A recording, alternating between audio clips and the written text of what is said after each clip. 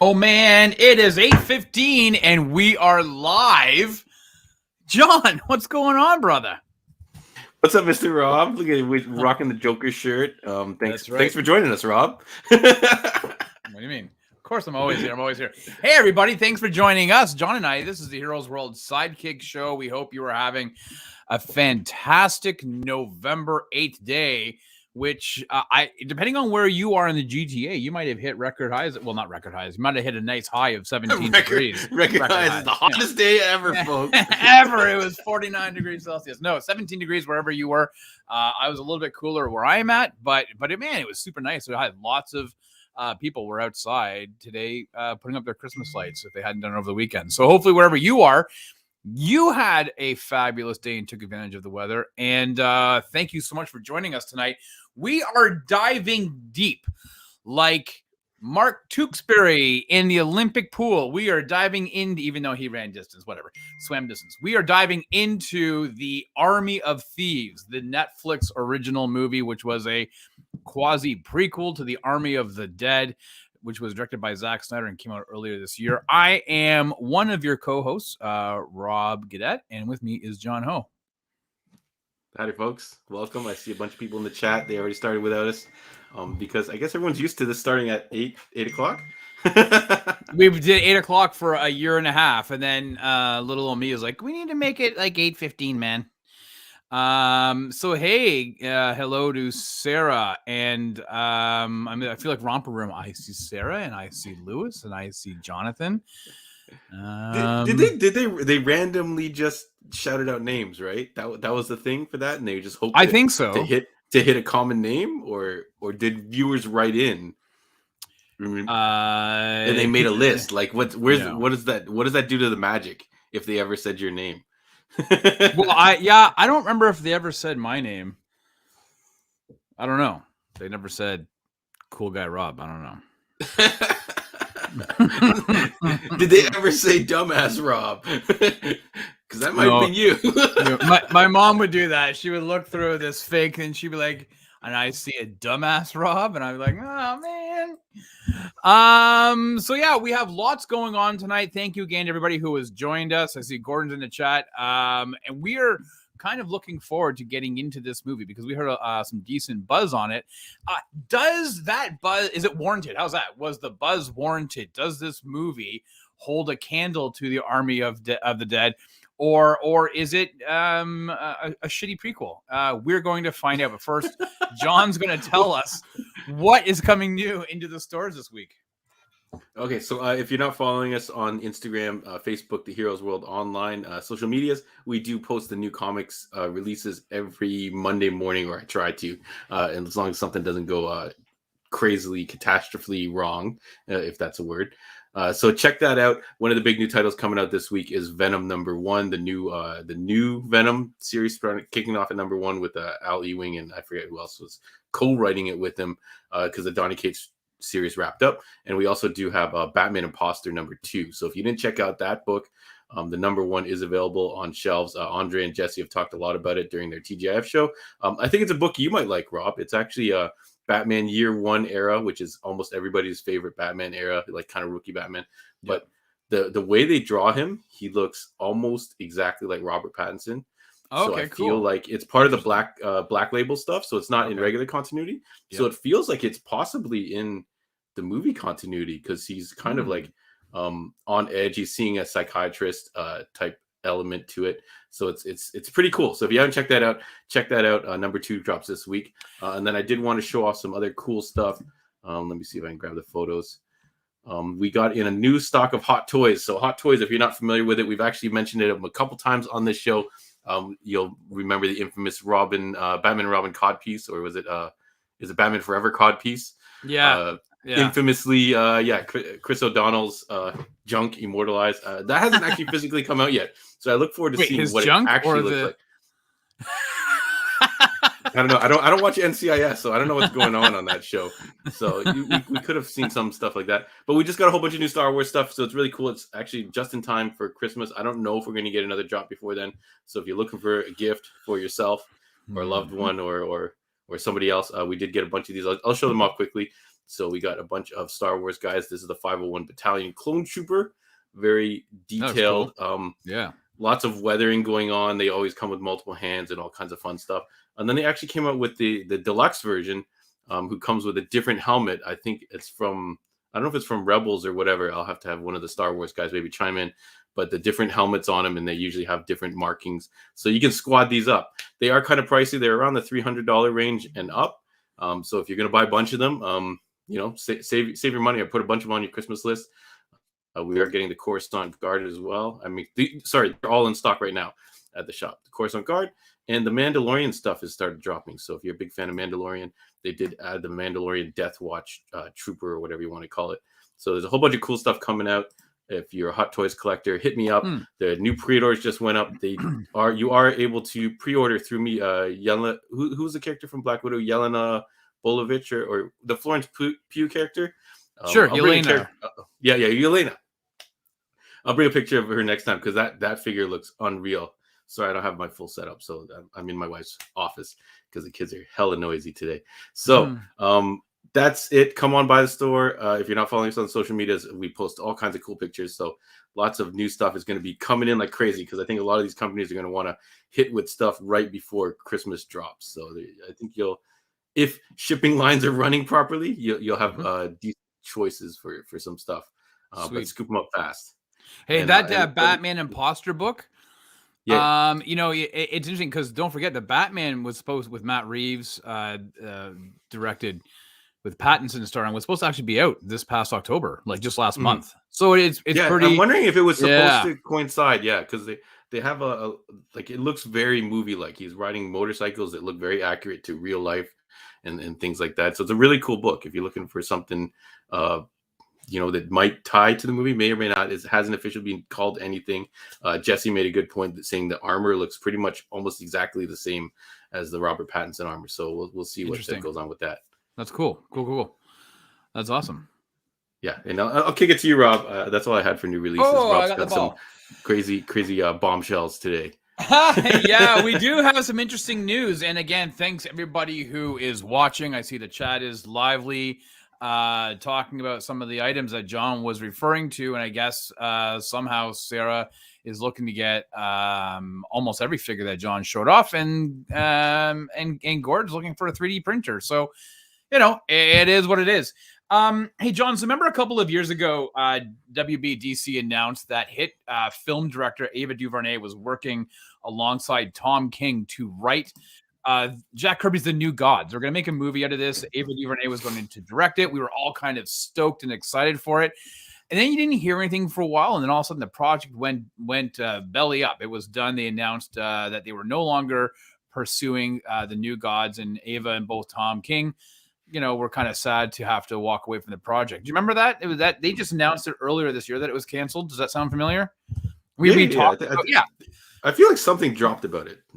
Right. Not just this week, but like a little while ago as well, too, right? Yeah. So apparently Ava DuVernay was giving in an interview, and she pretty much hinted that the reason WB dropped it was because the New Gods were being used in another property, and that was Zack Snyder's Justice League. And as you remember, his 4-hour opus, you saw Dark Side, you saw Granny Goodness, you saw Desaad, and I supposedly, you can infer that maybe WB thought, wow, we don't need to do more New Gods because it's already being done in the Justice League, so let's just drop the project. Absolutely bananas to me. I mean, two things can coexist. They don't need to be the same. I was very surprised that would be the reaction. I am hoping, though, that maybe the money that Jack Kirby's The Eternals is making, maybe DC will want to revisit that project. But that was a scuttlebutt that came out of Ava DuVernay. What do you think about that? Are you cool with that? Or do you think, New Gods is too obscure? It is a little obscure. Like Eternals already an obscure property, but you know what? Maybe that's the way they got to start going. Like when I watched Eternals, I did feel like it was a new a property because I wasn't familiar with it. But I do understand them maybe trying to not what do they call it? Cannibalize your own customers. Yep. So if you have them following a certain product, which is your space, whatever Justice League big epic thing, then maybe you don't want to take attention away from that by releasing another very similar or rival product almost. So I don't know, maybe that's the reason why we always have so much Batman stuff and less Superman stuff. But I don't know, Batman is hella cool, so Yeah, it works for him, I guess. But it dude, I would have loved to have Superman. seen Scott Free in the New Gods. Like I would have loved to have seen. I mean, listen, Tom King. He did a Mr. Miracle series, right? I mean, I think this guy probably would have. Yeah. He would have probably got the New Gods quite well, but alas, it was not meant to be. But you know what is meant to be, John? Tomorrow Never Dies. Now, as you know, we reviewed the 25th. More Tomorrow Never Dies. The 25th exclusive on all Tomorrow Never Dies news. I have the broccolis calling me up saying, "Hey, we got a press release for you." If you didn't get a chance to check out our review of James Bond's No Time to Die, or if you didn't get a chance to check it out in theaters when it came out on October the 8th, I got good news for you. As of tomorrow, it will be streaming on any video on demand service of your choosing. Tomorrow, November it is 9th? Yes, 31 days since it dropped theatrically on October the 8th. It will be available to rent on your video on demand service of choice, whether it's iTunes, Google Play, or whatever, wherever else you may potentially get your rentals from. You'll be able to get it there. It is $19.99 in the US, so let's probably aiming for $24.99 in Canada. But yeah, man, this is a good opportunity. So I want to know, for those in chat, or even John. I mean, I've seen the movie twice. John, will you rent it now, knowing that it's out? Or what about those in chat? Would you guys, if you guys or gals did not see it in theater, would you be interested in renting it from the comfort of your home? For me personally, I don't think I rent it. If they had an option to buy, if I could pay the $19.99 and I get the access to it digitally, but if I only have that 48 or 24-hour window, I don't think I'm going to fit it in right now, because there's so much going on. There's so much things available right now. If I could just, if I could buy a Blu-ray or whatever, I might be tempted by that. I'm curious to see if you're going to rent it again, because that would mean you've seen it twice in theaters. You're going to rent it for the 48-hour period. And then you are also going to probably own it when it comes out. And maybe you'll be able to, restrain yourself and just watch it on Crave or whatever it drops on. But I don't know. Like, are you going to triple dip? So yeah. So here's my thing. So apparently I've read it somewhere that it will be dropping on Blu-ray in December, but I haven't really seen any further documentation or articles relating to that. I have a trip, John, coming up in about 47 days in which I will be gone for a while. If it hasn't dropped on Blu-ray before then, where I have a digital code, I would probably rent it and download it onto my iPad and watch it on a boat somewhere. I would probably do that. But I do want to get this movie. So this is your vacation, to go somewhere nice, sunny, wherever, and watch your 3-hour Bond on an iPad or an iPhone. How amazing would that be? Think about it, man. I mean, a part of that movie takes place on the nice sandy beaches of Jamaica. Why not, sit back and partake in it? So I assume this is the option for the people that didn't feel comfortable going to the theater or didn't want to go to the theater. I don't know if this is for the three-peat, if that's only dedicated for hardcore enthusiasts like yourself. But maybe someone who didn't want to go see a theater, this is a great option for you to watch 31 days, of your own home. Yeah, and be able to discuss now with your other friends that might have gone seen it already, and be able to freely pause and go to the washroom if you have a tiny bladder. Yeah, for sure. Okay, I guess most people in chat said pound sand, get it. We're not watching it, so that's fine. Hey, we're gonna go on to some silly ass news. And I know for whatever reason this probably warmed the cockles of Andre's heart. Vin Diesel wrote an open letter to Dwayne "The Rock" Johnson yesterday on Instagram. On his Instagram feed, and I'm going to read it just in part. It says, quote, "My little," and I've paraphrased this, okay, guys? So it says, in quote, "My little brother Dwayne." Whoa, hold on. You're not going to do the Stallone voice? You guys are always twigging me on that. I can do it if you want. You want me to do it? So if Stallone's going to ask The Rock to participate in the Fast and the Furious. It's family. My little brother Dwayne. The time has come. The world awaits Fast 10. Hobbs can be played by no other. I hope you rise to the occasion and fulfill your destiny. Now you got to do it again in a tank top. Yeah. Roll up. You got to cut all your hair off. Yeah. So listen, I did paraphrase because there's a lot of other things in there about how Vin's kids call The Rock Uncle Dwayne. I don't know if that's true. But yeah, but here's the problem: is that if you actually look at the picture he took of him and The Rock, it was from, I believe, Fast Six. But Vin, he photoshopped to make himself look bigger, like more on par with the size of The Rock. I don't know if he photoshopped it. I feel like that is a press photo that they've used a bunch of times. I don't think so. No, if you look at it, if you look at the press photo, then you look at what Vin Diesel, like, he stretched out his image. He Paula Abdul'd himself. So, listen, we talked about this a few weeks ago. The Rock said he's got no more time for the Fast franchise. He's done with it. Obviously, the drama that happened a couple years ago, he's out. No more. But, what do you think? Do you think that this is a Hail Mary pass by Universal and by Vin Diesel, who's a producer on the franchise, to bring The Rock back? And will it work? And also, do you think this is all, are they kayfabing, using a wrestling term? Like, do you think this is all for show to make this grand re-emergence in Fast 10, John? What do you think? I don't know. This is an odd tactic to create drama where there possibly is not drama. But we did see earlier in I don't know if it was this year or 2 years, who knows what the passage of time means anymore.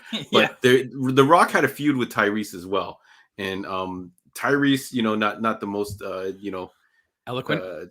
Eloquent. Well, he's been going through some things, right? So he came off kind of poorly in it, and The Rock did pile on. And I actually thought The Rock was being kind of below what he's trying to portray, like this role model, this character, or this he's almost like, if you follow his Instagram or Twitch or Twitter, not Twitch, Twitter, he's very motivational. So I'm like, dude, why aren't you rising above this and going, hey, you know what, Tyrese, I hear you. But that doesn't work for me, that type of thing. So this feels like a very similar situation. You know what? I had conflict with Vin Diesel, but who knows what type of things the clickbait guys are doing. So maybe The Rock said one thing in passing and everyone blew it up and said, hey, The Rock has a problem with Vin Diesel, blah, blah, blah. He'll never do this again. Maybe he just was like, you know what? I ain't got time. I'm doing these other projects, and kind of kept it moving. So who knows what the narrative of the media is. But if he is purposely saying, hey, I'm going to sit out. I've got beef with this guy. I feel like life's too short, man. The Fast and the Furious already had a great example. Paul Walker passed away way before his time. So why are you gonna be petty like this? And if you can work something out with another performer, work it out. But it could also be The Rock. The Rock does owe Fast 5, I think, a good chunk of his clout right now. I feel like if he wasn't in that movie, he might not have been propelled, or he might have taken longer to get to this point. So I wish they would squash it. I think it's like a stain on this Fast and the Furious thing that they're just doing. It's a fun series, have some fun with it. Get this drama out of here, Yeah. I think you and I will disagree whether or not it's a fun series, but I digress. Yeah. We'll see what happens. I mean, it would be pretty cool if he came back for Fast 10 if that was the final one. But the fact that Vin's saying, hey, nobody else can play Hobbs but you, maybe Agent Hobbs is horribly disfigured and has to go through some type of plastic surgery, and it's John Travolta afterwards. They faced off. Okay, I'm going to move on with two more stories left, John. We're going to go back again. Another disappointing issue. If you remember, a couple years ago, Disney had announced that Wonder Woman director Patty Jenkins was stepping into the role of a brand new Star Wars movie that was going to launch a new non-Skywalker saga for Star Wars. It was going to be called Rogue Squadron. And if you remember that, she made a video about talking about, her dad was a pilot and she put on this pilot uniform and she was walking to a fighter jet on a I think Air she was Force roller base. skating. Wasn't that one of the gimmicks? She did, yeah, and then she was undid roller everything, skating. rollerblading, yeah, and some of that, and then she hopped into a jet and I presumably took off or didn't. I don't know. At any rate, today it was announced. If they don't let Tom Cruise fly, they're sure as shit not letting Patty Jenkins up and fly off. Well, unfortunately, to my Star Wars fans out there, friends, sorry, not fans, not my fans, that Rogue Squadron has been postponed indefinitely. They were actually supposed to start production on this movie next year. And Patty Jenkins has way too many commitments in the pipe right now, namely Wonder Woman number 3. Maybe it's 93. I don't know what they're 2003. I don't know what they're calling it. And she also has a movie with Cleopatra with Paramount. So it looks like this Star Wars Rogue Squadron idea has been shelved indefinitely. It does not look like is it's going Cleopatra based off that old pop group from like the 2000s? No, you're thinking of Shakespeare's sister, John. Oh, all right, no. That's a deep fine. No. So we'll see what happens. I mean, I think the idea was that Jenkins was going to work on Rogue Squadron and then jump into Wonder Woman number 3. That obviously is not happening. I think she has a very strict time commitment for Warner Brothers in DC, and I think working on both projects was not going to be doable because of huge time. What happened, Rob, is they effed up, and Wonder Woman 84 hella underperformed. So I think they're like, okay, hold on, you got a chance to bring Wonder Woman back up to what we want her to be. And then then we'll turn on the Rogue One faucet or whatever, and then you can get to work on this. I feel like it could be. You're right. You could be right. But you could blame the pandemic and you're right, scheduling conflicts and stuff like that. But I feel like when this article dropped, a lot of people were like not surprised. They probably thought it was all but canceled, and the fact that they didn't mention it, almost like Mobius. It was just like, what are you talking about? We didn't film that. They should have pulled that video off the internet and been like, yeah, what project? What are you talking about? Right. Yeah. So I don't know if anyone in the chat was really looking forward to that Patty Jenkins project right now with the aftertaste of Wonder Woman 84. That was hella disappointing. So I feel like, or maybe she just needs another win before she gets to it. Right. Maybe. Well, has she done anything since? No. Yeah. So. Yeah, weird, right? You know what? Well, yeah, we'll see. We'll see what happens. I mean, it'd be interesting to see her helm that, but you could be very right. I mean, maybe Disney like, hey, step back up. You swung and a miss. Let's see you get back and hit another home run with. We need you to hit another one. We need you to get everybody on base again. Yeah. Look at you using sports analogies and metaphors. Okay. Look at me. And lastly, everybody, this Friday, November the 12th, is Disney Plus Day. Disney's going to be dropping a bunch of cool stuff on Friday, including The Rock and Emily Blunt's Jungle Cruise that will be available for Disney Plus subscribers, and Shang-Chi and Legend of the Ten Rings. That is dropping as well. It just came out in theaters 2 months ago. So that's huge news that you'll be able to stream that for free if you're a Disney Plus subscriber. There's also going to be some previews of shows and movies that's coming to Disney Plus, including MCU shows like She-Hulk, maybe some Moon Knight. We are going to cover some of the Disney Plus Day unveilings on the Heroes World podcast on Sunday. Yes, John, don't worry. I actually confirmed that with Stu. So that is one of the topics that we'll be discussing for next week's show.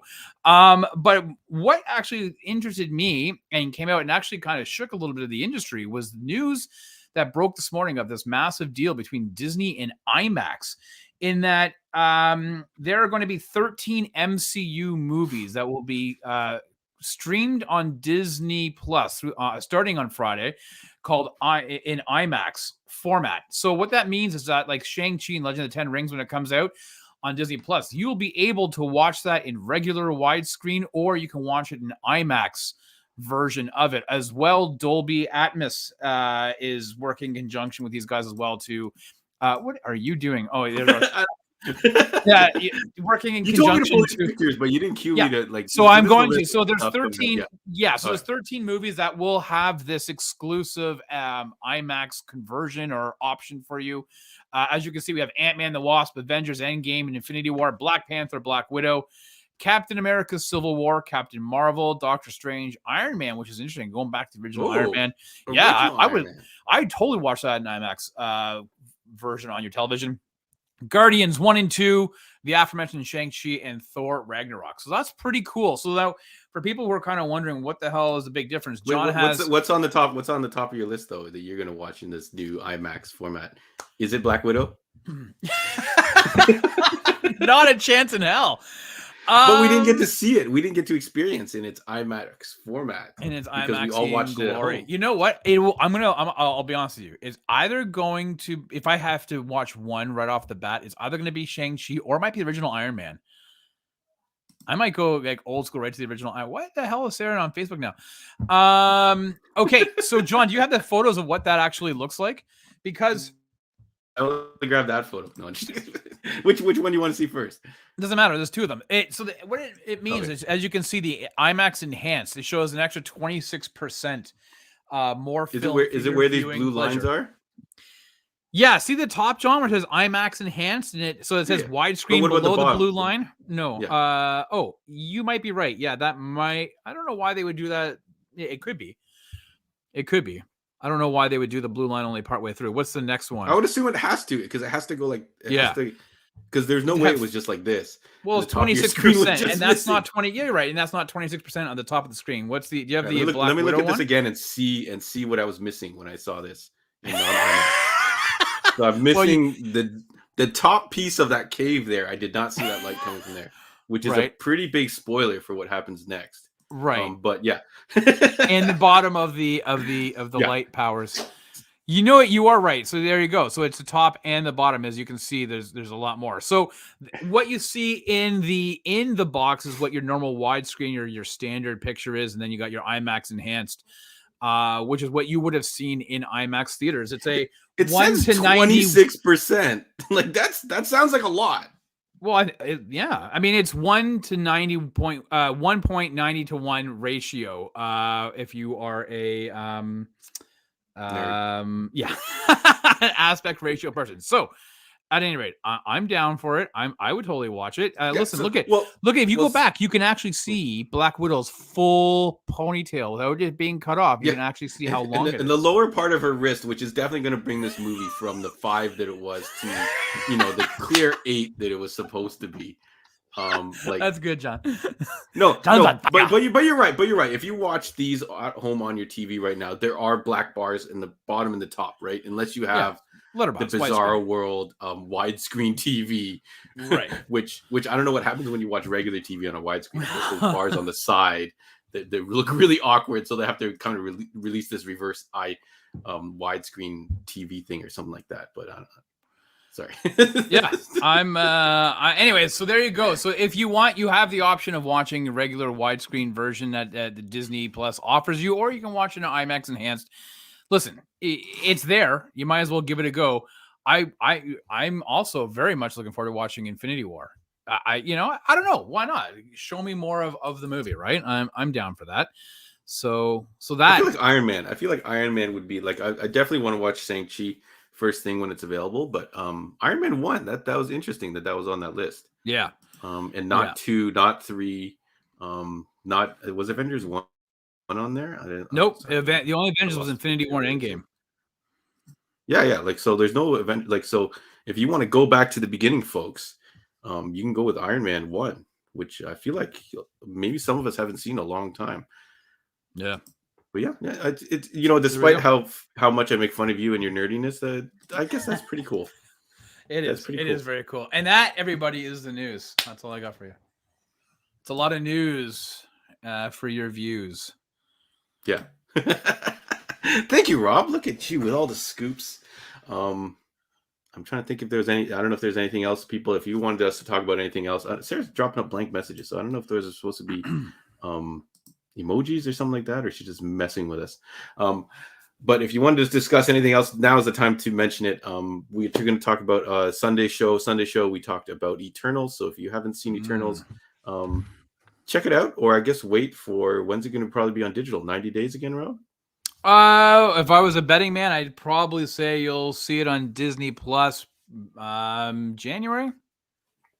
January? Yeah. You never know. They might squeeze it out before Christmas just to catch some holiday viewing or something like that. But if you haven't seen it, we do keep the review spoiler free at the beginning, and then we go into full out spoiler talk, and we discuss a lot of the movie. We actually went way over time. I think we went like an hour and a bit, hour 50, or just shy of 2 hours, I think. Yeah. We talked about the end credits scenes, and we talked a lot about the controversy of things, where I went on a typical rant. So It was a very eloquent, well put rant. Oh, thank So you. if you haven't checked that out, guys, thank you so much for watching. And as per usual, Sidekick Show, you're joining us here on the Monday. If this is your first time tuning in, we are here every Monday doing this at about 8:15, depending on Rob's hair appointments. And then we have what I miss on Thursdays, 8:30. Catching you up on late breaking news, comic nerdy news, and we're just busting each other's chops on that one. And then Friday we have the new show TGIF with Jesse and Andre, wrapping up all the comics and cool stuff that came out of the shop. So check us out there. And then the Heroes World podcast drops on Sundays. So thank you everybody for always following our content and letting us know what's cool and what's not. So I think we're gonna. You guys want to talk about cereal? Everybody loves your Raisin Bran. My analogy on the show. I got a couple like messages. I'm like, when did he say that again? I had to go back and like watch it. I'm like, oh, yeah. Hey, I'm glad. Hey, I know that Steve had previously, when we started, was asking me to. He said, "Hey, go buy your son the Guardians of the Galaxy game, play it, and then review it." Yeah, you know what? It's something that we could look into. It's a game that I think my son does want to get. Since he has a PS5, I'm still rocking the PS4, and that's a very weird thing to say out loud. It is something we probably would maybe look at doing, is reviewing some of those video games. Probably more about Pat because he has a lot of time. He likes playing the video games, but definitely a good idea. But I'm glad you guys like Raisin Bran because, man, 2 scoops of raisin, so good. John, Raisin Bran, surprisingly one of the cereals I could eat when I was a child. You know, everyone wanted the sugary stuff, and then Raisin Bran comes along. That little mix of those raisins in there with those plain Jane flakes. I don't know what you would call them, but you're like, yeah, sweet. But do you know what's really weird? I bought a package of Raisin Bran from. Now I'm going to go on a digression here, but from Costco, and the flakes were like hella thick, and I was like, whoa. Like they were super thick. And I remember saying to my son, I was like, I don't remember when I was a kid they weren't this thick. Well, then a couple weeks later, we blew through the Raisin Bran and infer that in any variance of how I've said it. And then we got a regular box from your normal grocery store, and the flakes were normal. So I almost wonder, if the Costco size version of Raisin Bran is not just that the box is bigger, but that the damn flakes were bigger, because I was like struggling to get a whole bowl because so much bran flake goodness. So at any rate, hey John, we are talking Army of Thieves, buddy. I got a rundown for you. Are you ready? Oh, look at you. I'm cracking the safe, and the safe contains Rob's rundown. Hello. We don't have the cool video intros like Chris, but we can. Hello, my name is Sebastian. We can improv. All right, buddy, I got the rundown for you. Let's go. Army of Thieves, release October 28th, 2021, just 2 weeks ago, exclusively for Netflix. It's a quasi prequel to Zack Snyder's Army of the Dead, which we did review on Heroes World podcast back in May. Did we? Yes, we did. We did. Yeah, we did. Yeah. It was back in May, and we watched it and we reviewed it. It was an eventful review. I remember a couple of us not liking it. This movie though, Army of Thieves, directed by Matthias Schweighöfer, who, as you know, played Sebastian in this movie, but he was also known as Dieter in the Army of the Dead. The Rotten Tomatoes score is currently at 71% for the critics, and not much variance, 72% for people like you and I, John, the audience, the viewers. The film takes place in Germany. The commoners. The commoners. Hello. Not the Germany. Elite. No, in the Czech Republic, September 2020, and finished December of 2020. So just like a quick 4 months. Now, Samba TV is an online streaming aggregator. I don't know how accurate it is. However, it said that Army of Thieves. I think something else when you hear Samba. See, that's right. You want to do a little bit of dancing and have a cigar. Was the most watched film on Netflix during its debut weekend, with 770,000 U.S. households watching the movie. It also ranked as the #1 film for the last week, or I guess its first week. Now, this is the first step in the Army of the Dead universe. There's currently a prequel cartoon that's being worked on that will be coming out that is called Army of the Dead Las Vegas, which is really where Army of the Dead took place. I don't know how you differentiate, but apparently it leads into the movie, and it will star the voice cast of the movie, including Tig Notaro and Dave Bautista. There's also a sequel being done called Planet of the Dead. And Zack Snyder is going to go back and helm that one, but he's going to do that after he's shooting his current movie, which is called Rebel Moon, which he's doing for Netflix as well. So then after that ties up, he'll jump back into the Army of the Dead with Planet of the Dead. But Army of Thieves is this week's movie. So let's unlock the Vegna safe and dive into the movie. John, what did you think of Army of Thieves? So first of all, do you think everything in this franchise or universe is going to be called Army of yada yada? Well, no, I just said it's called Planet of the Dead, so obviously not. Planet of the Dead. Okay, so maybe it's called Army of the Planet of the Dead. Sorry, that would be all right. Yeah. So I don't know. I'm just curious. Okay, so Army of the Planetary Dead. Yeah. So this is the prequel to this movie, and it's kind of like the reverse effect of what we got with this our Marvel MCU. We got a whole bunch of movies that led up to Avengers, and then this series we got Army of the Dead, which is like the Avengers movie, and now it seems we're going backwards and kind of opening everything before that. Oh, so no pun intended. Yeah. Overall, this movie, I thought it was okay. I was actually surprised that it got such high reviews, but I guess if you compare it to its peers, which are other Netflix original movies, which we've watched a bunch, Project Power, Old Guard. I'm trying to think of what else comes to mind here. Extraction. Like I still haven't seen that yet. Gotta get on that, folks. But a whole bunch of Netflix movies. I think it does it does excel in, like, it does have a really good look to it. You'll notice Rob didn't mention anything about the budget because we don't know that. We don't know. We don't know what the budget was. Was Army of the Dead's budget revealed? If you had to hazard a guess, would you guess how much this was? I would guess it's on the lower end, like a Hitman's Bodyguard, maybe 30 million, 40 million. Yeah, like similar to some of the movies we watched, like Gunpowder Milkshake, that kind of stuff. It had very similar looking production values. Like the guns, you could tell were either airsoft or some type of prop guns or something like that. But maybe there was a safety issue or something like that. And it looks like they did a lot of stuff in post. But overall, like, I think if this is the quality of Netflix movies going forward, or things from here, I think they're off to a pretty good, like a solid footing. So this would be the kind of best you could hope for if you got a TV movie of whatever your favorite show was. Like the amount of investment on the screen. I did have a couple problems with just the overall movie. Like the like, I don't know if you're going to get into it, Rob, but the safe cracking element. Yeah. They didn't reveal like how were they cracking the safes? Nothing. Well, he just has an excellent set of ears. Yeah, he would listen to it and then he would just kind of do. So my biggest problem lies in that whenever you do something that dives in a particular genre, like Queen's Gambit or some things like that, they usually open that world up to you, right? They kind of like give you what would you call it, inside baseball or whatever, like how the mechanics of why these particular moves work. So I was expecting to see how these safes work. Like, I don't really understand how these safes work other than you turn, like, I know how a lock works, like the tumblers, all that kind of stuff. Sure. But I didn't understand why this particular safe that they were trying to crack into was so beautiful and intricate. It's 3 safes. Yeah. Because basically all he would do is he would put on his music, he would stick his ear up to it, turn the thing and listen to it, and then you'd get a bunch of CG animations of tumblers spinning. So like I'll compare it to if you watch some animes like Initial D, who are just about car racing and drifting. Every episode is kind of a problem that he has to solve with a new racing maneuver, and they explain that maneuver. Like I didn't learn how to crack a safe from this.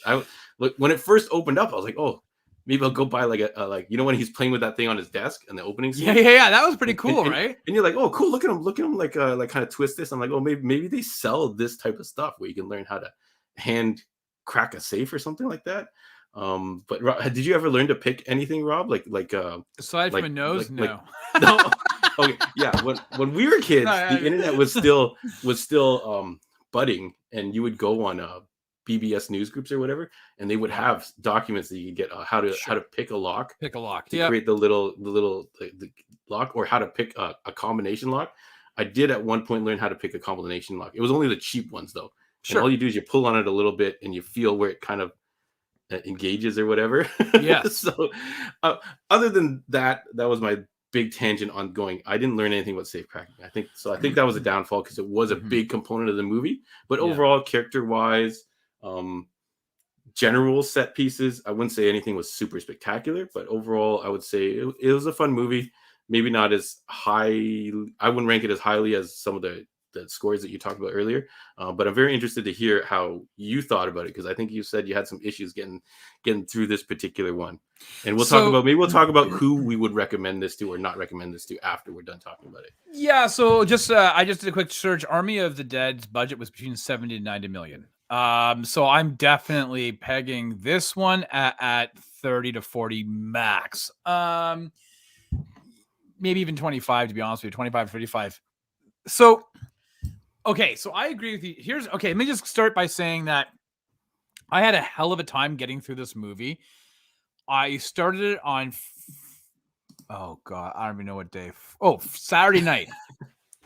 I started on Saturday night at 9:30. Okay, it's a 2-hour and something minute movie. I'm figuring I'm going to be, tapping out, when it's over, closer to midnight. 11:45. Dude, 9:45. Like I am like 10 to 50 minutes in, and I was like, ugh. I was struggling. So I was like, okay, listen, my eyes were burning red. Like they haven't been that red since I hit that massive bong. So I was like, okay, forget it. I'm gonna stop this. I'm gonna watch it the next day. So I watched it on Sunday afternoon. Sunday afternoon, John, we got an extra hour of sleep. Like we had an extra hour given to us, and I figured I'm gonna use that extra hour and dedicate to using my precious time on a Sunday afternoon to watching this movie. How long was this movie? An hour into the movie, John. Yeah, it was 2 hours and like 12 minutes or whatever. Whoa, was it 2 hours? Okay. Yeah. So I'm an hour into this movie, John, and all of a sudden I went, wait, what happened? I fell asleep, John, watching this movie again on Sunday. So I had to rewind the damn thing. It took me almost 4 hours to get through this fucking movie. But that all being said, okay, I agree with you on the lockpicking. Here's the thing. They set up this mythology of these Wagner. Yeah. I didn't understand what made them so special. And they looked amazing. They were not like your typical bank safe. Like they're intricate. I was like, when he gets, brought into, this underground fight club type thing where he has to like compete to open up these safes against people. He has no idea what's happening. I was like, okay, cool. That's cool. And then, but he's, again, at the beginning of it, the voiceover was all about these safes and how intricate they were and all the different, the mechanisms that Wagner put into it and everything else. And then when you see the first, how intricate it all was, I was like, oh, I got like a National Treasure vibe. Like I was really expecting that this movie was going to be like an adventure to really understand these safes and understand why there was so much intricacy, like Tomb Raider-esque. Like tell me that he has to perform these unbelievable feats of lock picking, whatever, to be able to get into these impenetrable safes. Like that's really what I wanted. I wanted them to dive into the mysticism of why these safes were amazing, why they kept being moved from bank to bank, because they were so high valuable pieces of art and machinery. And instead, it wasn't National Treasure. You didn't need Nicolas Cage to be able to steal the Book of Independence or whatever to solve a puzzle. You just needed a dude who had a really good ear to be able to listen to these tumblers and mechanisms unlock. And I really liked seeing the CGI stuff going anyway. It reminded me a little bit of the original Fast and the Furious movie. Where the engines combusting and stuff. Yeah. You see it, going through the gears and the pistons and all that shit. And so I was just really like, I've kind of let down. I think what they had kind of sold us on what this movie is, well, at least at the beginning of the movie, is what I had expected it to be, and it ended up not being like that at all. And it's really too bad because I actually liked Dieter. That character, he was definitely the best part of this movie. His performance, he made me laugh. Like his high pitched squeals when something went wrong. Like I was gulp. Like the gulp, but like he's riding his bike and he pulls. and he pulls the handlebars and he's screaming, or like all those type of things. Like it made me laugh, right? I was like, this guy's so funny. But I could you imagine, like, I want a National Treasure movie involving safe cracking, and that's what I thought we were getting, and that's not what we got. But that all being said, this movie was fun. Like there are a lot of funny moments in this movie because of him. I liked the motif. I liked the Brad Cage. I like the fact that he's the best. I like the fact that he was being picked on and bullied, and he watched a movie, and he watched your favorite movie, Con Air, and was watching Nicolas Cage getting jacked up in prison, and he decided to bench press books on a broomstick to be able to become the and change his name from Alexis to Brad Cage. I thought that was hilarious. It was so stupid. It was funny. Rolf, the getaway driver, he was okay. The other hacker, the girl, I can't remember her name at the top of my head. My iPad had closed off on the cast, but she was good. The inspector who was after them was kind of like an Inspector Clouseau type character, like a bit of a bumbling detective. I think I just wanted something more about these safes, and I wanted the adventure of cracking into them. Like that's what they kept saying. They weren't in it for the money. They were in it for the glory of getting into these safes. Well, if that was the case, then the first heist, where they don't take that much money, and the girl's like, we did this was the thing. We wanted to do it. Yeah, and the money's not important. So you're like, okay, you might be onto something here. And the best part, like, sorry to interrupt, Rob, but no. The best part is when they kind of ditch him and he has to figure out a way out of the situation. That was the best part of the heist, even though it was like the end of the heist and he was trying to get away. Like, it's almost like they should have gotten rid of this Fast and the Furious style ensemble cast, and it should have been just him, maybe. I don't know. But yeah, the safes were like, I don't know if you know what an Invicta watch is, Rob. They were basically like very ornate looking things, but they all fell to the same listening of the tumblers and just magically opened. So yeah, Gordon makes a good point. Like the safe in Army of the Dead looks like trash, and then these two safes, like they looked really cool. I think there was one that had all these carvings and all these intricate details in it. Like it looked really, really cool. Well, yeah, because remember he was like touching the outside. You saw how it was like gold ornate inlaid, right? And he was, and it told a story. And then, dude, was it that second safe where the three locking mechanisms got sucked in, right? With boom, and it closed. And then I was like, and I'm thinking to myself, wait, this guy, like, I think Wagner made these saves back in like the 20s. Like, he's got some like pretty like 20s or 30s. Like, how was he able to make like a lot of these mechanisms to do this? And then, so here's my brain. Okay, I'm like, oh man, Sebastian, messed up. He got it wrong. All three are gone now. And then you see in the safe, they start to rotate around, and then they pop back out again. And I'm like, this is like how do you know? I felt like it's one of those the cup game with the ball that you get, How do you know which one? How do you know which is the right? He kind of just felt it. So he had like some type of energy, I guess, or something. Right, him, but everybody else though. Like, so if you're the bank teller, it's Monday, John. You're tired. Your kids have been up all night. You're exhausted. You're not thinking straight. You hit the wrong combination. All three things jump in. You're like, oh man, now I'm in so much trouble. Then one of them pops out. How do you know it's the same one and which combination? You got three different combinations to try. How do you know which one is supposed to go for what? Like, to me, I was just like, I wanted to know more about these safes, and we didn't get it. Yeah.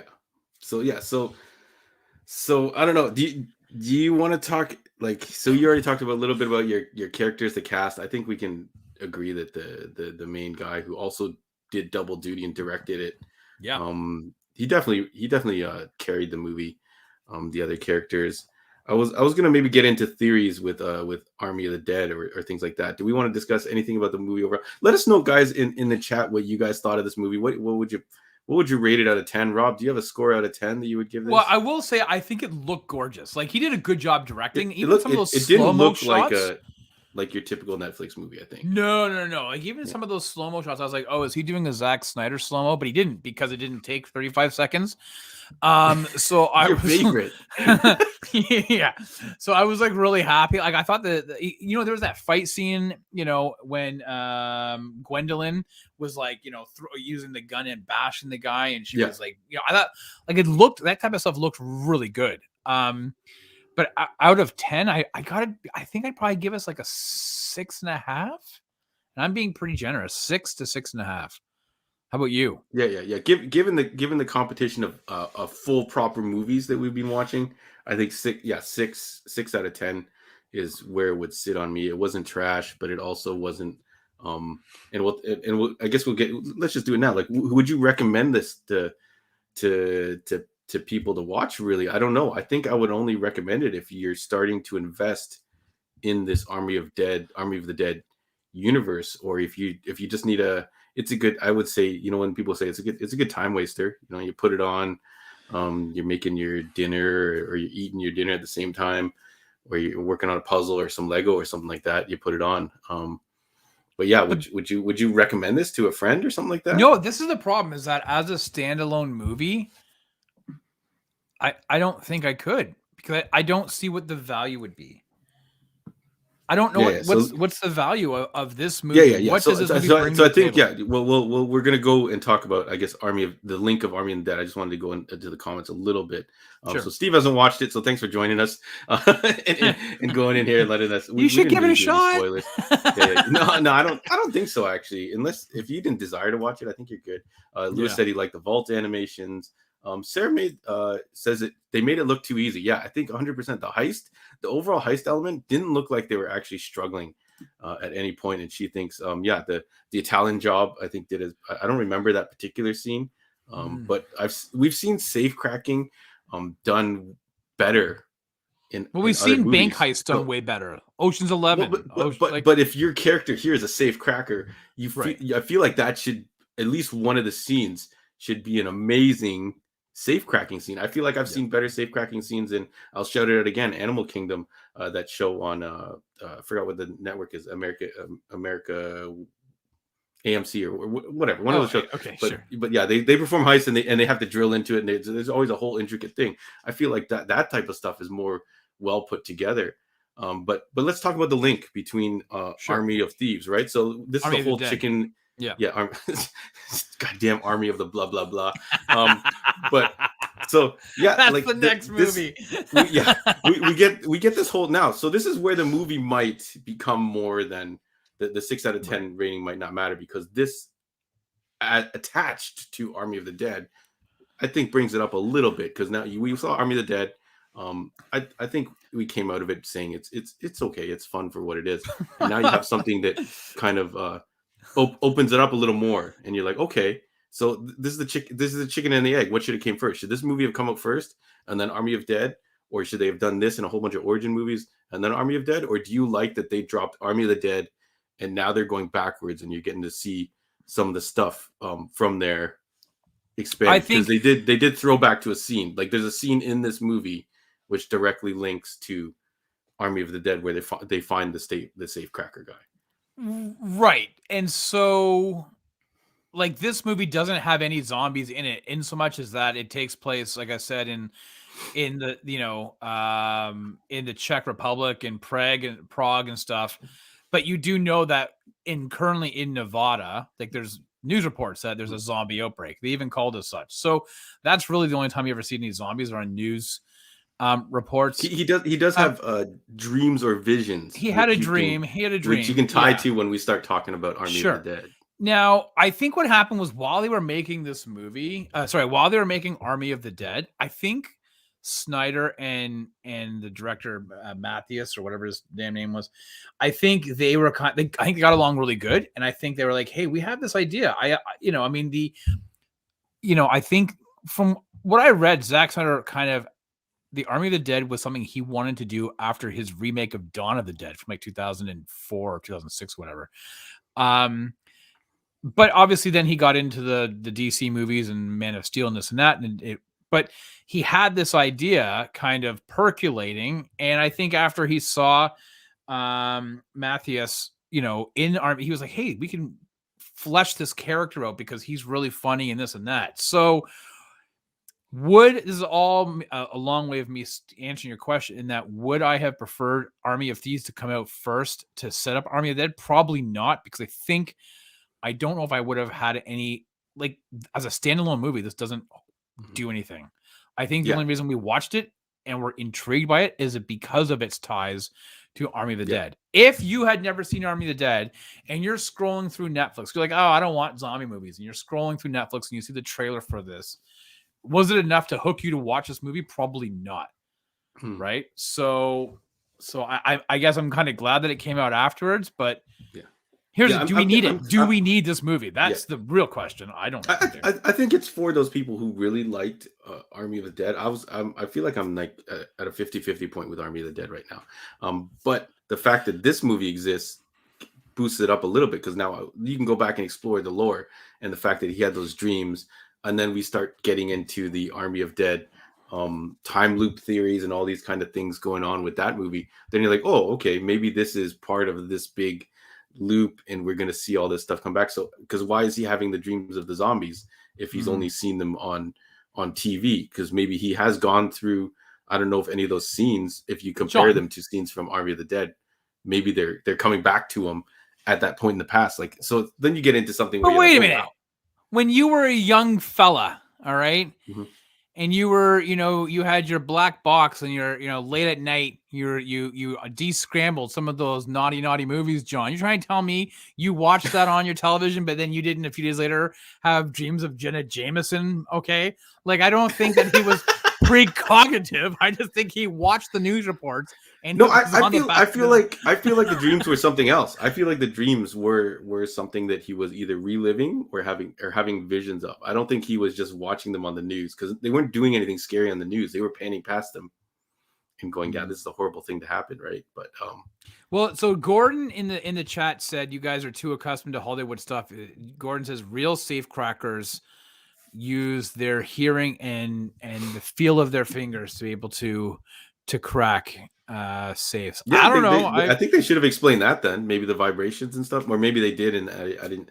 Yeah, but this guy then makes it him like he's Daredevil, like that he's able to like feel the vibrations through, like, 2 feet of steel and mechanisms and this and that. Yeah, and maybe that is the reality of it. So sure, maybe it's just one of those things that isn't actually entertaining. Maybe they plan to make a big set piece and they talk to all the safe cracking experts of the world, and they're like, yeah, basically you get a feel for it. And then they're like, it's like those people who can smell like every fragrance, and they can tell everything in a fragrance. Like, yeah, maybe some people just have these abilities. The average people don't. Maybe we're expecting something that doesn't exist. So maybe the other action needed to help elevate it a little bit. All right. Yeah. So John, but what do you give it? I gave it a 6.5 out of 10. I would give it a 6. I would give it a 6 out of 10. I definitely will not watch it again. No. I was gonna try and do it again, so we had a little bit more kind of stuff to work with. But I was like, I don't think I can do that to myself. There's a whole bunch of other stuff to watch now. So I'm like, I'm not gonna give this one another go, even though the lead actor, he's very charming. Like, man, did he look good in those suits? Like, I don't know what type of like the funky colored suits with all the stripes and stuff like that. And just I would watch more of his hair. I would watch his everyday, when he was going through the routine he goes through every day. That part of the movie was more interesting to me when the heist element started kicking in. For some reason it just didn't fire, but it does. If this is the quality of Netflix movies that we have to look forward to, I feel like this definitely is up there. Like, when I was watching it, I was kind of like, you can kind of tell it doesn't quite have the budget of a major Hollywood go to theater movie, but it looked really good for what it was, and it had a hell of a lot more style and charm than you usually. So He's like, yeah, they gave you like this character. You got a ton of backstory for him. Would you want to see anyone else from Army of the Dead get a Nope. similar movie like this? No. Oh, well, maybe I want to see a bit maybe of Batista? Dave Batista stuff because he was like the Army Ranger and all that stuff. His flashback sequences, I guess they were that they had. They look pretty interesting. But yeah, this movie is forgettable. Army of the Dead, I will say, and I think Gordon or somebody else had said it, that after watching this movie, they then decided to jump back into Army of the Dead because it was obviously a direct connection. I could see that. I part of me was like, oh, I should do that. And I just didn't want to do that. So, yeah, I have a really difficult question though for you, John. If you had to watch you have a choice. You can watch this movie again, or you can watch Andrew Garfield's Amazing Spider-Man movie. Number 2 with Electro, which with Jamie Foxx. I would go for this. We this is an inside joke where Rob's trying to convince me to rewatch the if you guys want to rewatch Andrew Garfield Spider-Man's Rob is going to give you his pitch for our shows lined up for the rest of November. No. But yeah, I would go back and watch those before I Army spin, of Thieves. before I spin Army of Yada Yada again. I like the world, so whatever they do next, they got my attention. But I think one more that is kind of mediocre or not quite hit for me. I'm not saying this movie is mediocre. I still say it is a cut above a lot of the other Netflix produced movies. I just wish it was more like National Treasure. Yeah. What's that? National Treasure or Fast and the Furious 5. I don't know what they needed to do. Yeah. Or did you ever watch Tower Heist with Eddie Murphy? I feel like that's a very underrated heist movie. No, I think he's got Ben Stiller in it and stuff like that. I don't remember. No, I didn't. Yeah, so I guess that's it. I mean, I don't know what people in the chat seem to be talking about other things as opposed to Army of Thieves. So I'm assuming so I feel like the feeling of this movie is overall like it was fun for what it was. Now it's going to get dusted off your shelf. Right, like a fart in the wind, it's gone. Yeah, you would not own this on DVD. Yes. No, not at all. And if my Netflix algorithms ever said, because you watch this, you'd probably like this, I would say you go the other direction. Screw you! Wherever the next branch goes. Yeah. Sorry, Gordon. No love for the Ultimate Warrior. Who's your favorite wrestler, Rob? Gordon told us all his favorite wrestlers. It looks like it's The Rock, Andre the Giant, David Batista in third, John Cena, and then Hulk Hogan. I think you have an all-time favorite. You want my all-time favorite? Yeah, I have. Okay, go ahead. It's Razor Ramon is my all-time favorite. I don't know why when he came out onto the scene, and yeah, he had the toothpick, is throwing it at people, and the razor's edge. And he had like the crazy hairy chest and all the chains and stuff. Right. Unfortunately, yeah, he didn't end up doing so well after. I still haven't watched that documentary because I kind of don't want to see what kind of went down. But he's one of my favorite. Well, I don't have a favorite wrestler, but I will say that if the what came to mind immediately was Macho Man Randy Savage, but strictly because of WrestleMania 4. Where it was like he had to wrestle like 3 times that night. That was the challenge to be able to get the title, that they had like this round robin thing where they had to like keep wrestling throughout the night, different matches to determine who the winner was. It was at Trump Casino out in Atlantic City, I believe. And he ended up wrestling like 3 or 4 times that night, and he finally won the title. Like it was one of those things where that's the entire card was who was going to win the championship, and it was Steamboat versus so and so, as these matches, and if you won, then you went to the next round, and so on and so forth. And I'll always remember watching that and thinking that was like probably one of the best feats. I'll always remember.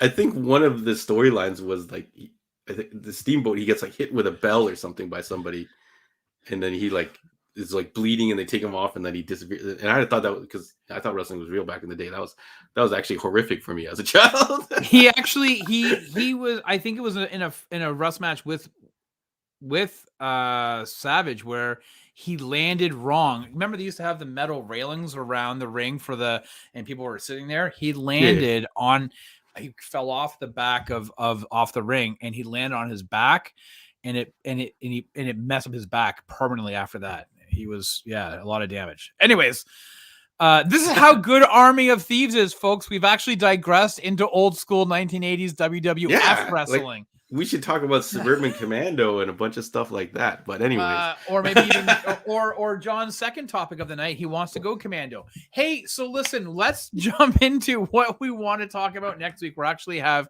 two options here that we're leaving to you, our faithful viewers who are currently in chat. So I want you guys to focus and pay attention to what I'm saying. Army of Thieves and Brad Cage was predicated on him watching John's favorite movie, starring Nicolas Cage, Con Air, which is currently streaming on Disney Plus. So we're leaving it to you. We can watch Con Air, revisit 1994, I think, John, and Con Air. I believe it is 94 or 93. I'm pretty sure it's 94. Yeah, Michael Bay and John Cusack, who's one of my favorite guys. Or we can go to another Netflix movie that it was actually in theaters and has also come out on Netflix with Regina King and Idris Elba, Jonathan Majors, and that's the Western, The Harder They Fall. I've heard a lot of good things about this. It's gotten some good reviews, but then we also kind of heard good things about Army of Thieves. So if you're a Western, Regina King, how do you go wrong after her amazing turn in Watchmen as Sister Knight? So let us know in chat. Are you thinking Con Air on Disney Plus, or are you thinking The Harder They Fall on Netflix? Like I was telling Rob, I could watch Con Air any day of the week. I don't need to rewatch it here on the Sidekick Show, but if you guys want to rewatch it with us, that's awesome. Or The Harder They Fall looks pretty good. It's got a stacked cast. Yeah. Like it's pretty crazy. Like is Regina King in Watchmen one of your favorite projects of hers? Yeah, I gotta say, I loved her in that. I loved her in that in the Watchmen. I love the Watchmen TV series. We're referring to, not the movie. The TV series is phenomenal. We have people who are not fans of Nicolas Cage or Con Air, John. That's fine. Nicolas Cage, the movie is great. So it looks like we're gonna lean towards. Is it because you want my bunny? I want my bunny. No, he says put the bunny down. Put the bunny down. And then he does end up giving his daughter this. Do you think Nicolas Cage was maybe related to Forrest Gump? He was just a more jacked up Army Ranger version of Forrest Gump. I don't know where he got the voice, and if you want to see what we're laughing about, just open the intro where he kind of gets sent to jail and he's writing a letter to his wife. It is a very kind of weird narrated monologue. My dear, I want to say Clementine or whatever. It is blah blah blah, and he just sounds so country. And I remember when I was a kid watching it, I was like, where's he going with this accent? And I remember at the time I didn't really like it that much, but later on I love hearing him do that voice.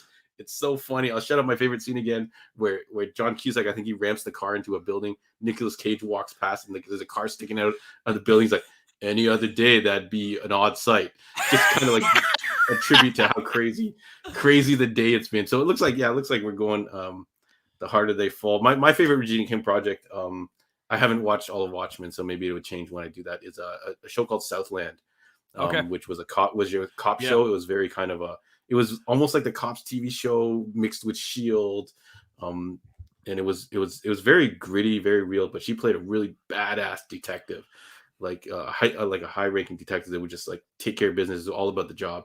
And there's a really cool season finale where she basically just takes down a bunch of people. She's protecting a hostage, and she just grabs the shotgun from the safe and just takes them all down, which was like a wicked amazing scene.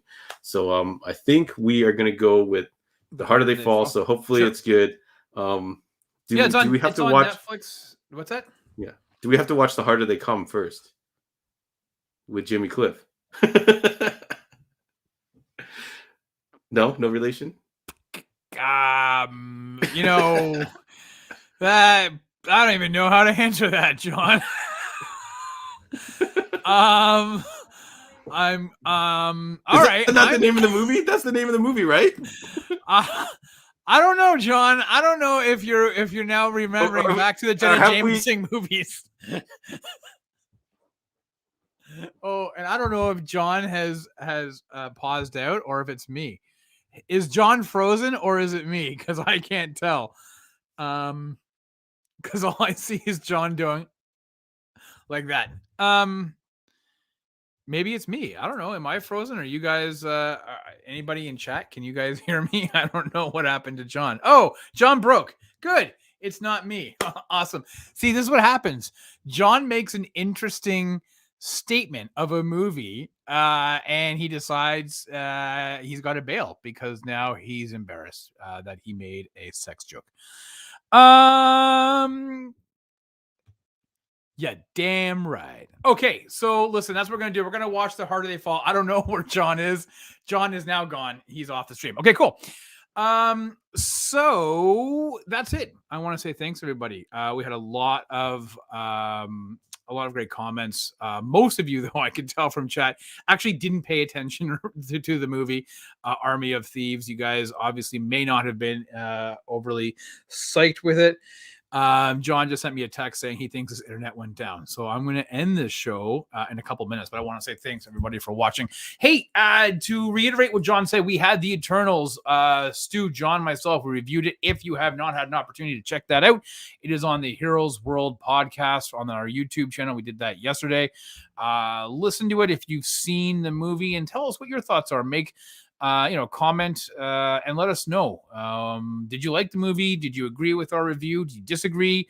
Let us know. Also on Mondays, obviously, it's the Sidekick show. On Thursdays, it's, hey, what did I miss with myself and John? But we're just the sidekicks on that one. We're really kind of playing second fiddle to Pat and Chris as they tell us everything that we missed throughout the week. The Rob Show from 8:20 to 9:30 every Monday. There you go. And then, I do have the frosted tips. I don't. And then on Friday, our friend Jesse joins Andre with TGIF. And they talk about the new comics throughout the week and some of the cool shit you should definitely want to pay attention to. And I say this every week. Please make sure you have subscribed and have your notification bells ready. Listen, we didn't talk about it today's show. Maybe we'll do it on Thursday. But Sony/Marvel dropped the Spider-Man No Way Home poster the other day. I'm not sure, or yesterday, I guess it was last night. I'm not sure what you guys thought about it, but there is a Green Goblin on the poster, and a little tiny version of Green Goblin. So let us know what you think of that. Also, there is a trailer that may be coming in the next, let's call it 7 to 10 days, but maybe this weekend for Spider-Man No Way Home. So we shall see what happens. Definitely won't be part of Disney Plus Day. However, it may try to usurp whatever Disney does on the weekend. So with that, I'm gonna bounce out of here. Looks like John, his net went down. So we are going to call it a night. Thank you again so much to everybody for paying attention, for watching, for commenting, for supporting us, supporting the show. Oh, there goes the microphone. For supporting the show, the store, most of all. Andre and John are super appreciative of that. And I hope you all have a fantastic week. Until next time.